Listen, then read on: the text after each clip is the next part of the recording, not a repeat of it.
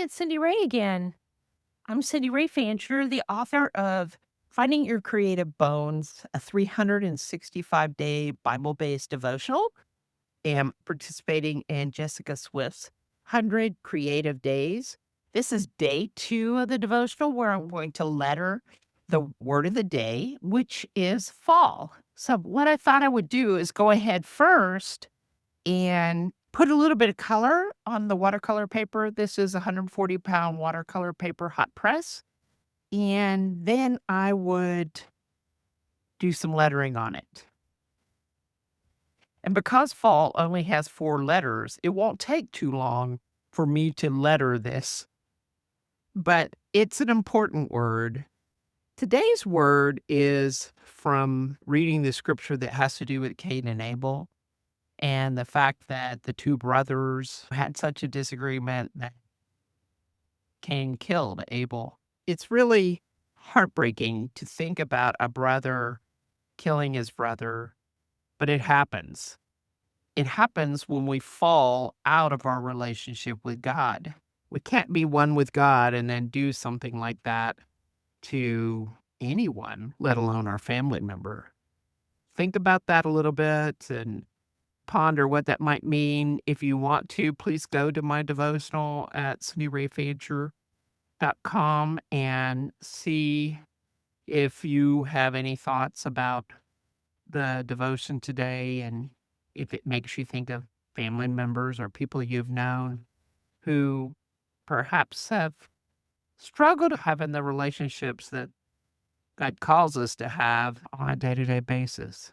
I'm just filling this in with green. I really don't want it to be too wet because I do want to write on it. I'm going to use my black pigment Micron 01 today to do the lettering. Again, I love my art supplies, and I'm going to pull them out for this adventure doing this 100 days. Okay, just a little bit of another color green. I'm using my Derwent colors for this, and they're permanent colors. They're ink tints. After they dry, they don't reactivate if you get them wet. They stay a solid color, and I really like ink tints. They're one of my favorite tools, and this little kit of colors is pretty handy. It's primarily just basic colors, but you can make so many colors with these. Anyway, I'll get this done real quick, and we'll move on a little more to the dark green. I like the mottled appearance on my canvas from my surface. It makes it more interesting. I'm using green because I think of green as a color of growth with leaves and grass and trees. And I think in relationship to the word fall, we need growth. The more we grow with God and in our relationships with the Lord, the more we grow as human beings, and the more we grow the part of us that is God within us. We grow closer to it, is probably a better way to put it. We go closer to God as we become more like God, trying our very hardest to leave the humanness that isn't necessarily helping us be good all the time or be the best people we can be with our family, our friends. So it's just important to think about what can we do so that we don't find ourselves in a situation where we've fallen away from God. Okay, I think that's going to do it for my colors. I'll set this aside and let's give this a minute to dry. I apologize if the screen is shaking. I'm working on trying to figure out how to get this to stop. It's not a problem that I've had in the past necessarily, but I see it happening a lot as I'm looking at my light. And I'm not happy with the fact that it seems to be wobbling because I have one of those canvas lights and the light is shaking, and therefore my camera is shaking, and I'm not thrilled with that. Anyway, let me do this real quick. I could use a hot gun on it if I wanted to, but I think it's going to dry fast enough. The other thing I might do is just go ahead and take my towel and put it on there. If any of the color lifts off, which I don't think it will, it's not going to hurt anything. All right, so I'm going to use my black micron, and I'm just going to, I don't know, let's just play.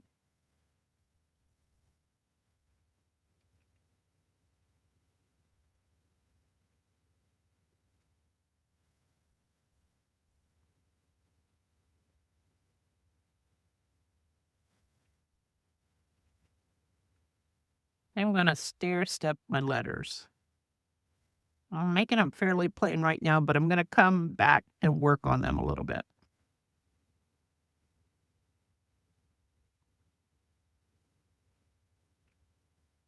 And I ran out of room, but I think we'll make it work. All right. So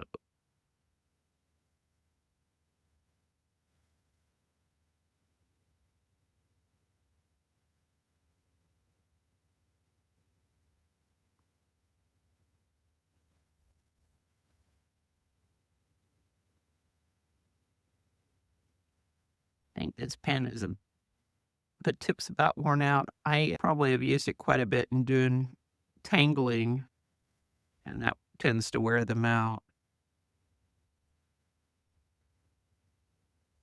And it could also be getting caught up on the wet paper a little bit.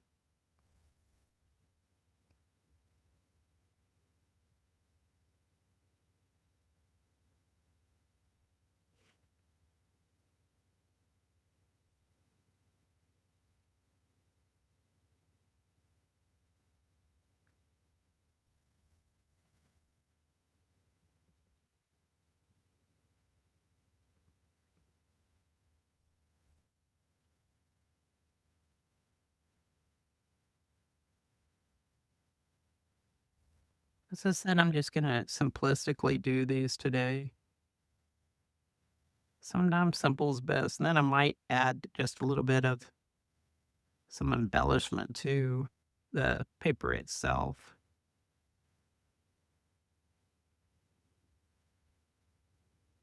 When I first thought about doing these words, I didn't necessarily think of wanting to do anything complicated or anything. I'm always trying to improve my lettering, but I find myself for the most part using my own made up fonts, and I enjoy that. But I also really love beautiful calligraphy and just big, bold block letters, all types of things.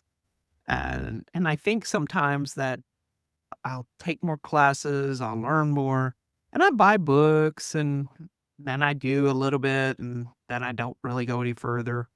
But I've always been interested in lettering. I think words are key to our society and our heart and who we are as people.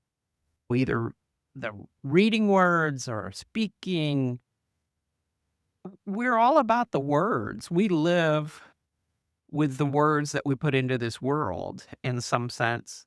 And so I'm fascinated by words, fascinated by the gift that words give us to be able to communicate. Now, that's not to say that others who cannot speak don't communicate, because they do. We know they do. There's sign language, there's just a variety of different ways that people communicate written language. But those are still words in a form. They may not be spoken the way I'm sitting here speaking to y'all right now, but they're words. They're words that communicate a thought, an idea, something that is unique to us in some sense, because it's something that captured our imagination. And so when I put the word of the day into the devotional, it seemed really important to pick out a thought that would perhaps speak to someone in a way that they hadn't expected to be spoken to. And I thought maybe by doing these simple art pieces for Jessica Swift's 100-Day project, perhaps these words will speak to you in a way that you hadn't expected to be spoken to. I hope so. And I hope you will take some time and perhaps play with them, whether it's just scribbling them on a piece of paper or spending some time in thought about the word. I hope in some way they will touch you and encourage you to do something perhaps you hadn't expected to do. Like this, it's fun. It's the word in the context of the scripture and the devotion is pretty serious word, encouraging us not to fall into evil. But at the same time, there's several meanings, obviously, to fall. So you can pick up on it in the way that seems most appropriate to you. But I like the fact that it's just falling down a little mountain or something or a hill or I don't know. I'm almost tempted to draw something to show a stair step or something like that. I don't know. But anyway, that's my lettering for fall. But let's go ahead and do just a little more embellishment on here. And I'm just gonna, oh, what am I gonna do? Let's just put some marks in.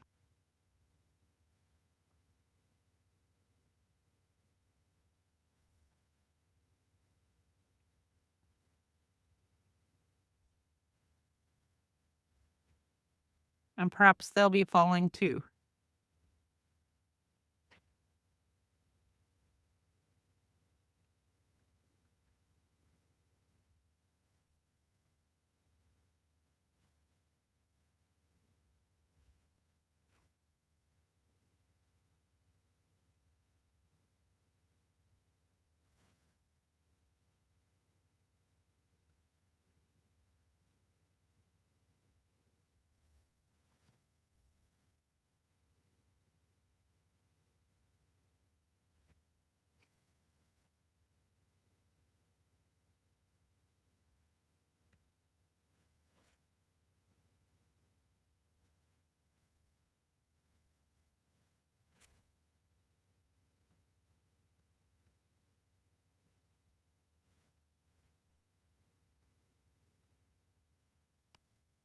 You know what? I think I am gonna go ahead and do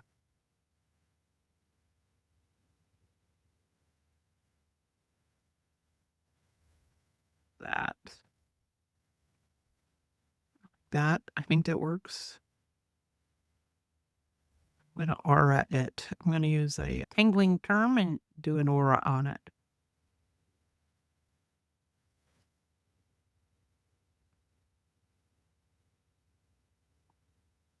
And an aura is simply to make another line or curve or whatever that is basically following the line that went before it or is beside it.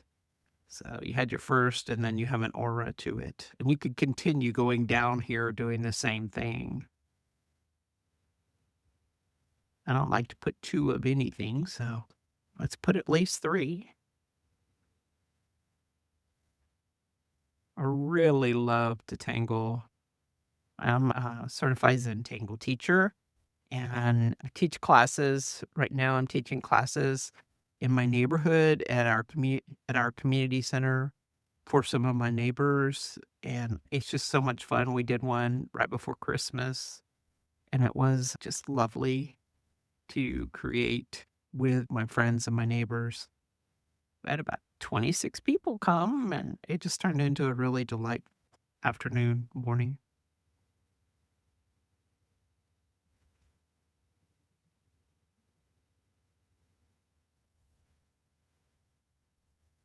Okay, I think that's working out really well. I'm gonna go ahead and do a couple more, but I'm gonna move them away, leave myself some space. I'm still pretty much aura-ing the line that went before it. I just moved and put a space. And then the last thing I'm gonna do in this corner is I'm gonna put one of these. My little dog is asleep and she's dreaming. So if you hear her, she's chasing a rabbit or something in her dream. Her name is Reckless. And yes, she lives up to that name. Okay, let's do that's 5. All right. And let me do just one of these.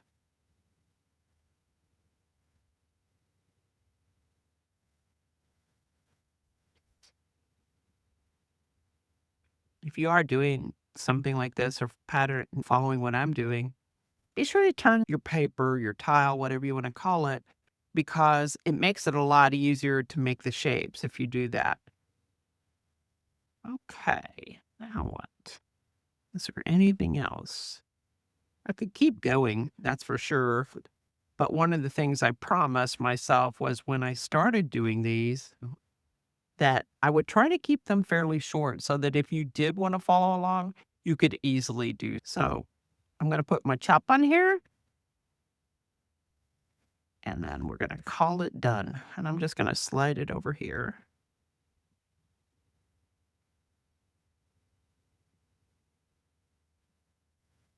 All right. Okay. That finishes day 2.